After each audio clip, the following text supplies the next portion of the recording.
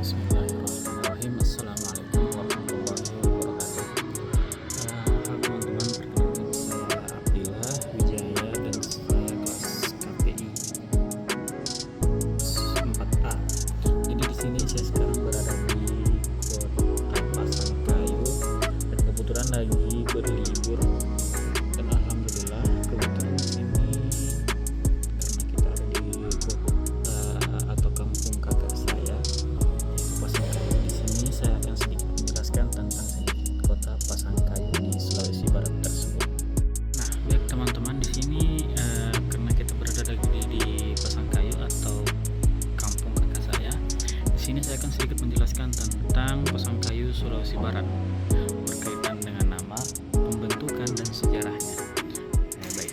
Jadi nama Pasangkayu ini berasal dari kata Fofa Sanggayu dalam bahasa Kaili. Fofa adalah jenis bakau yang tumbuh di pinggir laut. Sanggayu berarti satu batang atau satu buah.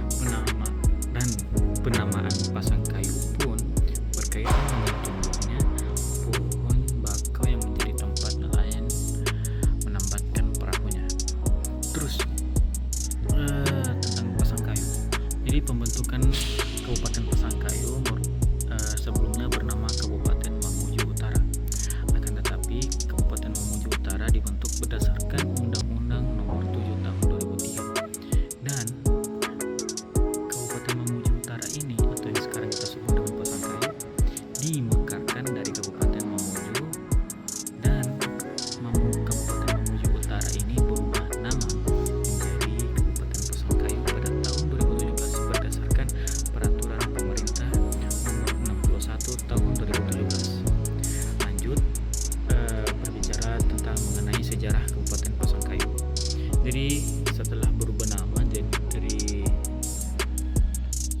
jadi sejarah Kabupaten Pasangkayu ini merupakan gabungan dari beberapa kecamatan, yaitu ada Kecamatan Pasangkayu, Sarudu, Baras, dan Bambalamotu. Dan Kabupaten Pasangkayu ini merupakan kabupaten terluas di Provinsi Sulawesi Barat setelah Kabupaten Mamuju. Dan juga Kabupaten Pasangkayu berbatasan dengan Selat Makassar, Kabupaten Mamuju, Kabupaten Donggala, dan Provinsi Sulawesi Tengah. Jadi sedikit kita mengenai tentang sejarah Pasangkayu ini. Ternyata dulunya Pasangkayu ini bernamakan dengan Kabupaten Mamuju Utara.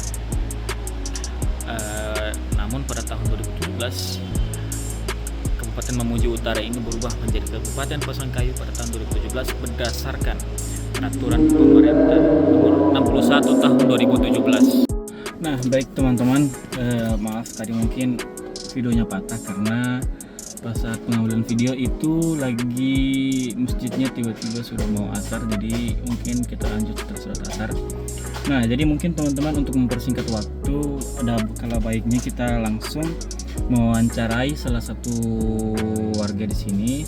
Kebetulan juga yang bakal saya wawancarai itu adalah kakak saya sendiri, yang mana kakak saya sendiri juga itu merantau di kota ini sudah lebih dari 20 tahunan lebih di kota Pasangkayu ini. Baik teman-teman, untuk bagaimana melihat selanjutnya, tetap terus pantau video ini tentang bagaimana budaya yang sudah mulai pudar atau bahkan menghilang di kota Pasangkayu ini. Oke teman-teman, langsung saja check it out.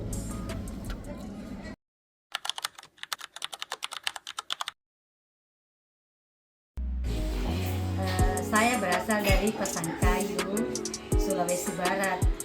Di sana di tempatnya kami atau di desanya kami itu di tahun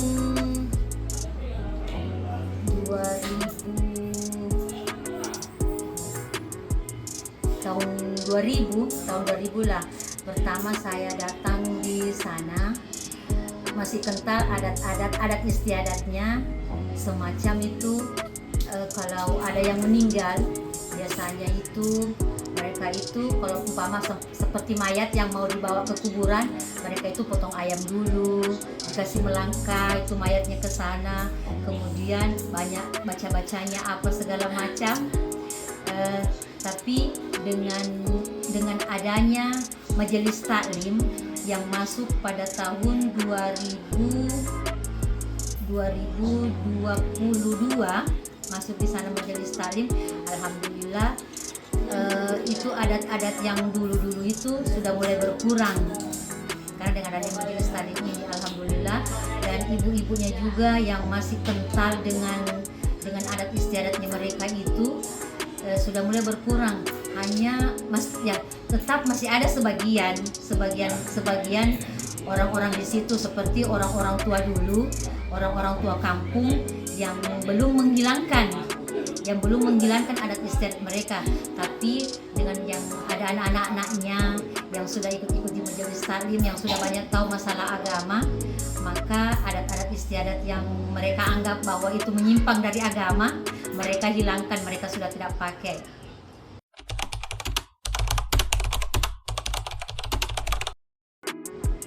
Seperti yang saya katakan tadi, dengan adanya Majelis Taklim itu, anak-anaknya itu yang sudah berkembang, yang sudah mengetahui masalah agama, yang menyimpang dari agama, mereka itu mengharapkan agar adat istiadat yang semacam itu dihilangkan.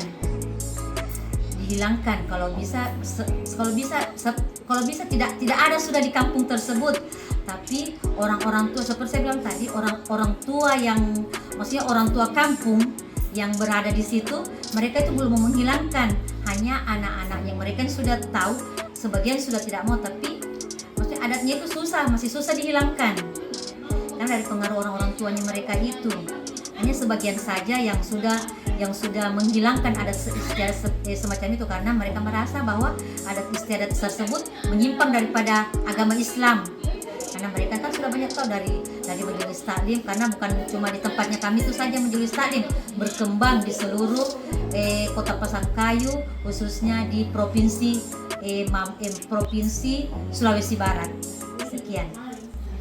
Oke teman-teman, mungkin setelah kita wawancarai kakak saya, kebetulan yang sudah lama tinggal di Kota Pasangkayu ini, mungkin setelah melihat adat yang sudah begitu lama yang ada di Kota Pasangkayu ini, itu ketika orang meninggal atau wafat, mungkin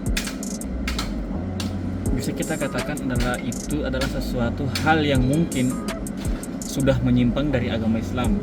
Maka daripada itu, banyak mungkin dari para perantau dari kota situ, mungkin bahkan orang-orang seumuran saya, mungkin berani untuk mengubah hal-hal tersebut.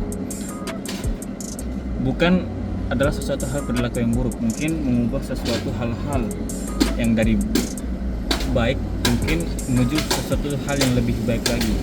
Mungkin itu juga termasuk salah satu untuk berkembangnya suatu kota di Pasangkayu ini. Mungkin setelah mengambil kesimpulan, mungkin sedikit setuju dengan tadi apa yang kakak saya bilang juga. Mungkin karena ada beberapa anak dari kota tersebut, mungkin lagi ada yang pada ngerantau. Jadi mungkin setelah belajar beberapa ilmu agama, setelah mendapat pelajaran, mungkin mereka menyimpulkan bahwasanya ini mungkin sudah agak menyimpang dari ajaran agama seperti itu. Mungkin lebih baiknya kita harus mengikuti sesuai kaidah, sesuai syariah yang ada di dalam agama Islam itu sendiri. Oke teman-teman, mungkin sekian video kali ini. Saya tutup dengan salam. Saya Abdullah Wijaya dari KPI 4A. Apabila ada salah kata, salah ucap, mohon dimaafkan. Apabila ada benar, mungkin datang dari Allah SWT. Sekian, assalamualaikum warahmatullahi wabarakatuh.